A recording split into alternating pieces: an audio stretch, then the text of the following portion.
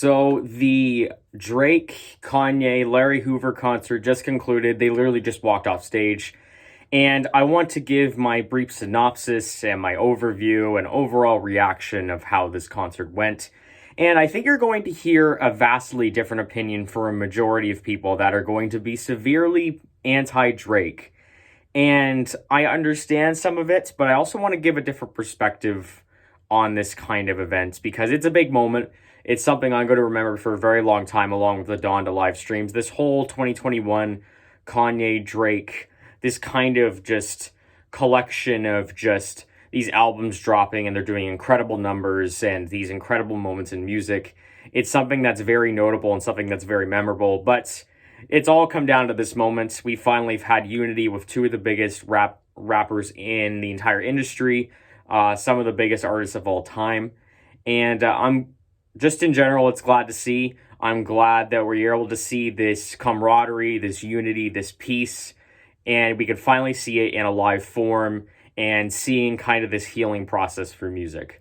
So, of course, we had Kanye for the majority of the concert, and he did a very amazing job. He picked an incredible set list that included incredible hits from his catalog, and he also included a little bit of more low-key cuts. Some definitely major moments for me. Definitely has to be Say You Will when he performed Say You Will with 808s and Heartbreak. Come to Life as kind of the concluding song on his part. Black Skinhead was something I did not expect, and it was aggressive, it was rowdy, it was ridiculous, and I'll say it right here because I don't think I've really aired this out before, but Yeezus is my favorite Kanye album, one of my favorite hip-hop albums ever. So hearing Kanye in the state that he's in now, and to actually perform Black Skinhead is something that was very unexpected, but it was very much welcomed. Bound 2 was also performed. All the Lights was performed. Runaway was performed. We had a lot of graduation tracks, but someone brought up, as I was talking in the Discord, and I spat. But someone brought up in the Discord that all of the Graduation is very much a stadium album, and all these songs worked incredibly well. Flashing Lights, I Wonder, all of these amazing tracks, Stronger. It just worked really well in the setting, especially with the grandiose kind of view of what was going on. And Kanye worked with the stage really well. He was very animated. He was very into the performances. You can tell he was having fun with his performances. And that's all I want to see. I want to see the artist give as much fun and as much energy as probably the audience was having, as much as I was having. Even though I was just like chilling in bed, just watching this thing, I was still incredibly excited. I was incredibly impressed of how the performance went because Kanye performed the majority of this. Usually you see nowadays with a typical rap concert where the artist typically has a backing track and it performs about like 60, maybe 50% of the song. But for the most part, Kanye took the show all by himself and he made it his show. And that's why I want to transition into the Drake part. If you remember the title of this, if you have seen the stream, obviously, it's the Larry Hoover concert, obviously, and it's Kanye featuring a special guest, Drake. And I know a lot of people wanted Drake to come out with these amazing hits, all the stuff from his back catalog, and there's definitely room for criticism of that. And I know that CLB has just released, even though it's been a few months, it's still rather new to the music landscape at this point. But there was too much of it. There was too much of CLB, and it just wasn't my thing. I will admit, though, that some of the songs did sound better in a live setting. Way Too Sexy, even though that's an incredibly meme song, I brought up that it's basic, but it's very easy to memorize and it's very easy to get hyped to. So it's a good song for a concert setting. You do have some other performances there as well. And I think in a live setting, when you have Drake actually singing and actually putting more different kinds of things into his cadences and his melodies, I think these songs sound a little bit better. But the set list that Drake did pick was very, very weak. You could have went back to Nothing Was the Same. You could have went back to Take Care. You could have went back to If You're Reading This Is Too Late. But you kept it so modern and so current that I'm not able to really capture an incredible moment from this.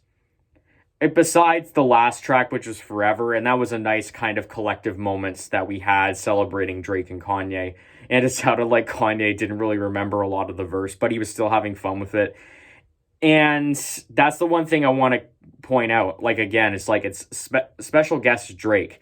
This is Kanye's moment. This is Kanye's time. And he is taking all in this moment. And kind of Drake is just along for the ride. And Drake is just a nice little bonus to this incredible event. Do I wish the set list was better? Yes. Do I wish that maybe there were a couple more collab tracks with both of them? Yes. I wish Glow happened. I wish Pop Style happened. But it happened, and you can definitely tell, as I'm going to get more into the critical, you can kind of tell that there is a major gap between the Kanye set list, the two of them, and the Drake set list. Kanye's set list felt special, it felt memorable, it felt iconic, it felt incredibly like performative. There was a lot of crazy moments going on, a lot of dancing, he was really into the music, and that got you into the music. And then when you really start to juxtapose it against Drake's performance, you can kind of see that Kanye's concert portion was on a high tier, an incredible tier, and Drake's is more typical. If this was not coinciding with one of the greatest concert moments we've had in quite a few years, you wouldn't be looking at this concert as bad for Drake. It's a very typical rap concert performance. You'll see this kind of performance from any artist, to be honest. So putting it against the greatest rapper of all time to Drake, and his set list as being a lot more kind of mainstream, a lot more modern, a lot more of a typical kind of rap set list you would see at a concert or even at a festival, it's a hard comparison. And it's honestly impossible to follow up, because when you have the discography that Kanye has, it doesn't compare to Drake's. And it was just a tough situation, but for the concert experience, it's a nice bonus. So I'm not going to fully shit on Drake like a lot of people are. I know a lot of people are going to just drag Drake for just basically performing CLB alongside a couple of other tracks that are very current. I just think that, yeah, it could have been better. It could have been a lot better. But honestly, I don't expect anything less from Drake. And a funny thing too, and I want to bring this up as kind of like a critical thing, and you're probably going to see a lot of people say that Drake didn't perform his hits. Drake didn't perform his greatest hits, and Kanye did.